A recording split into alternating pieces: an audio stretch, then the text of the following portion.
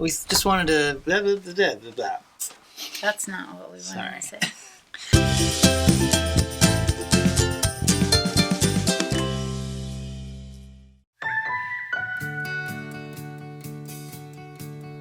The road ahead, it twists and turns, and the sun beats down and it burns. But I keep on pushing through. And every step quicker than the last, my feet tread down this beaten path, and I keep on pushing through. 'Cause I get up, and I may fall right back down, but your love lifts me back to solid ground. Yeah, I get up, and I may fall right back down, but your love lifts me back to solid ground. Hey everybody, it is good to see you again. We are back after our 30 more days of Solar Shed Challenge. If you're new around here, we actually did two 30-day challenges, so it's a total of 60 videos. If you want to go check it out, and you have all that time, go for it. Otherwise, just to recap real quick, we're making a hyperadobe off-grid solar shed office. It will house all of our solar stuff, our batteries, and our inverter. But not our solar panels. Our solar panels will be somewhere else, and it will be run into it. There's a little guest room and a place for an office, so it's a multi-purpose, multi-function building, part of a much bigger plan on our tiny shiny homestead. Okay, I'm done backtracking. Let's move forward. What's going on? Hey. What is going on? Well, actually, more solar shed stuff. Yeah. Yeah. More cobs. So what we're working on now is getting our cob up to the decking and rafters on the west side of the office and the east side of the office. Right, and we'll probably be saying this for a couple of videos because it's just complicated. Process. It's just a process. You can't do it all at once, and then you got to wait for it to dry, and then you got to go back over it. And why can't you do it all at once? Oh, it's a big area. And so you want to make sure that the cob you just put in dries enough before you put more cob on top. I don't want that shrinkage in the... You don't want it to fall over and all that stuff. What's the word I'm looking for? It starts with an S. Sagging. Oh, okay. That's it. Sagging.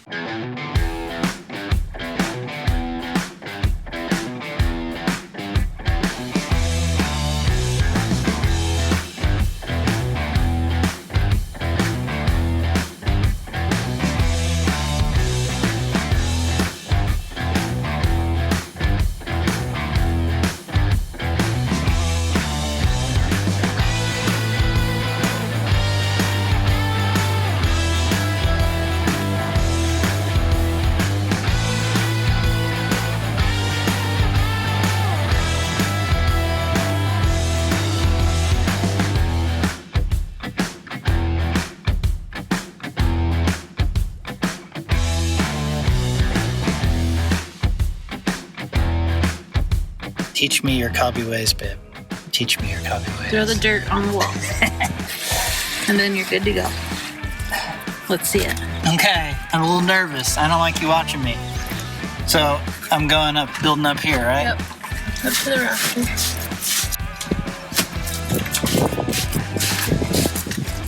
Isn't that more fun than mixing cob? Uh-huh. Well, that's more fun. Can we talk about your hair for a minute? Why? That little tiny ponytail? It might be holding a little bit off your neck. The problem with the wind right now is that it just like blows it all into my face. Forward. Yeah. It's always blowing backwards. Yeah. So I'm just trying to keep it out of my face. I know it's dumb. Just don't make fun of me. I would never. Of course not.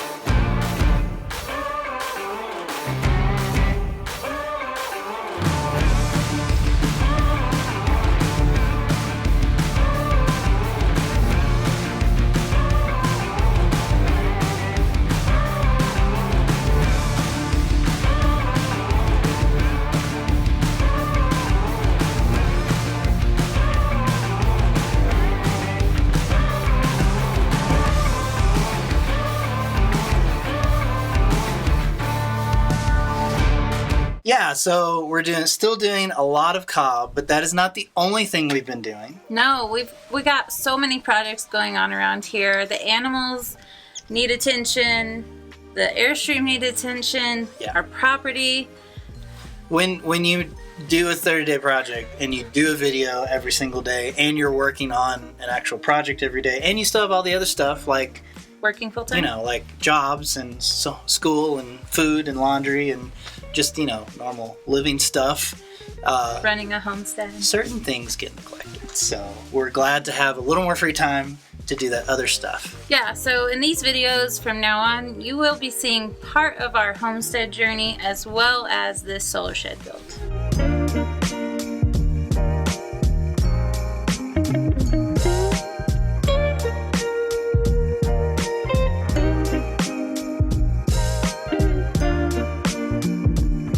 It's time for an animal update. What is going on in our animal paddock?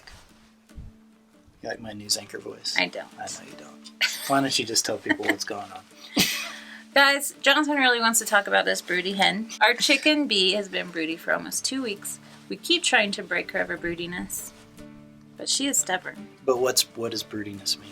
You're so Everybody good. knows what broodiness is if you watch a homestead Well, video. when you say broodiness, I just think she's in a bad mood. She's one bad I chicken. said broody, not moody. Same thing. No, it's not. You're awful. When a hen is broody, what she is going to do is want to sit on her eggs to hatch them out. However, there's a problem.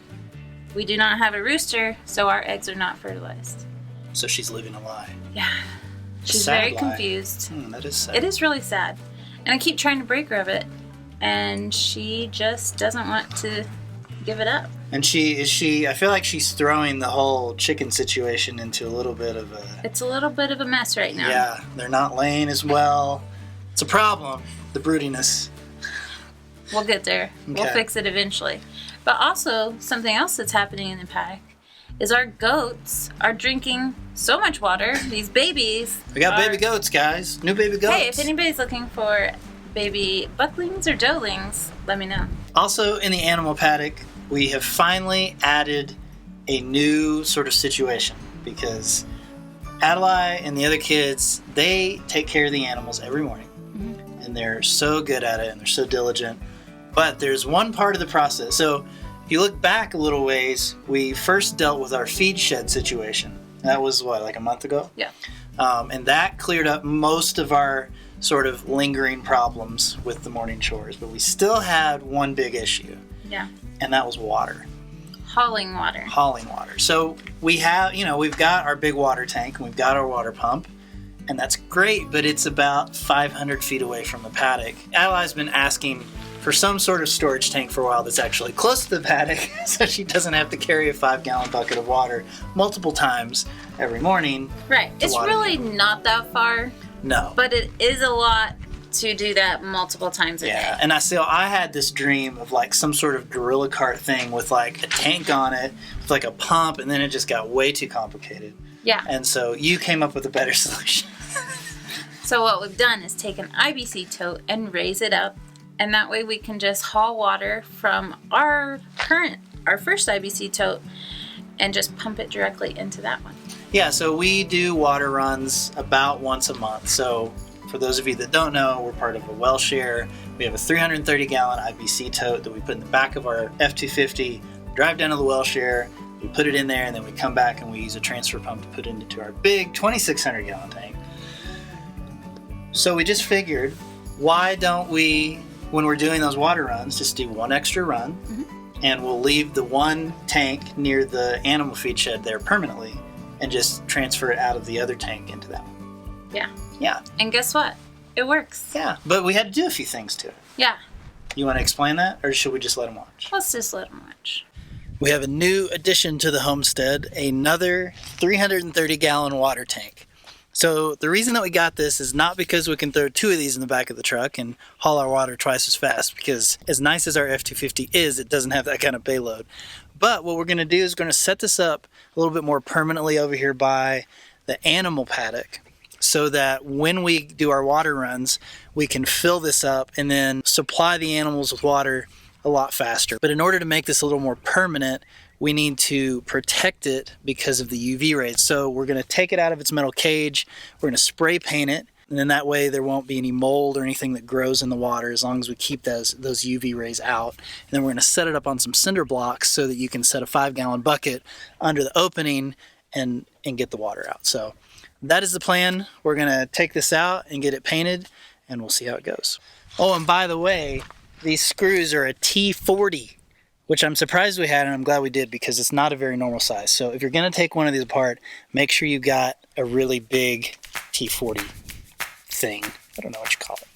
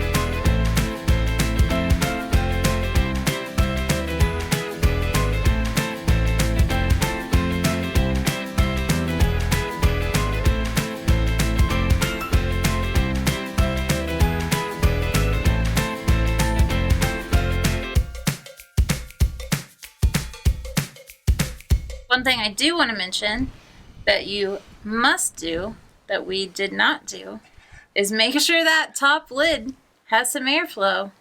Make sure it's vented. Otherwise, you'll end up with a shrunken juice box. Yeah, it just caves in. And the lid that we got that came with the tote had a weird vent on it. We still haven't quite figured it out. Yeah, our other one is vented, so we don't have to worry about that. But this one wasn't. We thought it was, and we couldn't figure out how to make it vented. And we may just take an ice pick and pop a hole in it or something. No, we might not. I don't know. Anyway, make sure it's vented before you start releasing all that water.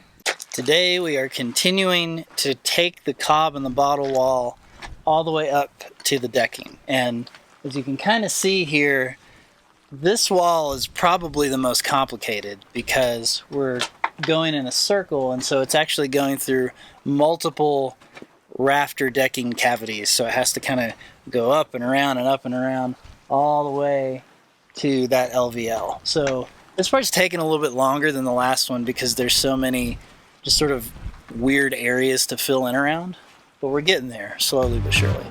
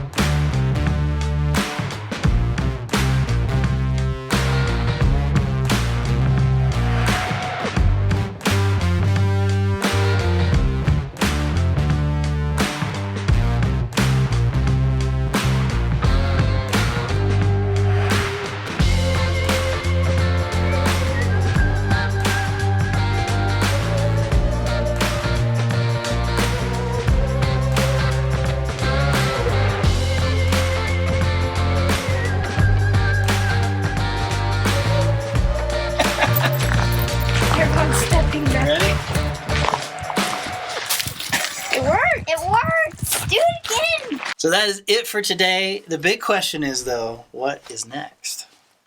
More cob. More cob.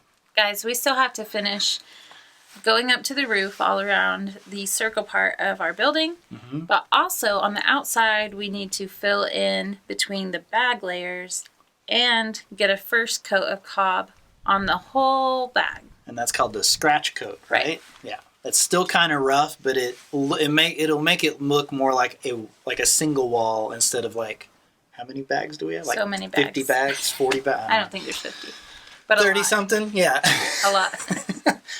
So the first thing is we've got to get that cob up to the roof line, get it completely sealed in. While you're doing the outside coat, there's a few other things we need to start thinking about and planning on the inside. Okay. So the first of those, don't glaze over. Don't glaze over. Internet.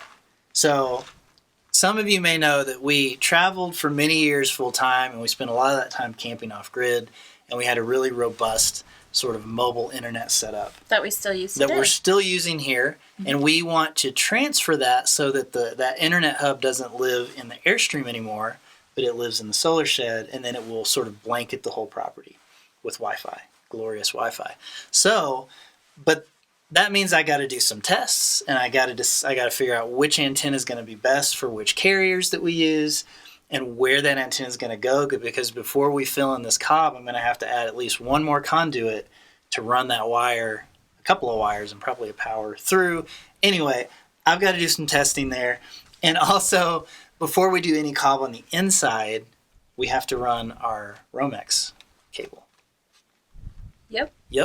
We got to finalize our electrical schematics only for the stuff that will be powered inside here. So the plugs, the light switches, the fan, the mini split, and the internet, and the TV. And this is a really complex little. Remember when it was supposed to just be for our batteries? Yeah. You know how much I remember easier that would have been? And see, that part we don't even have to plan right now because we're just going to mount that to the wall and then hook it all up. But this is all stuff that has to be put into the electrical boxes, and then it has to be covered over with cob. So Lots of things coming up, guys. just Lots of know things. we're not sitting around doing nothing. Yeah. We have lots to That's do. for sure. So anyway, I guess that's it. Yeah. Yeah? We will see you Next time.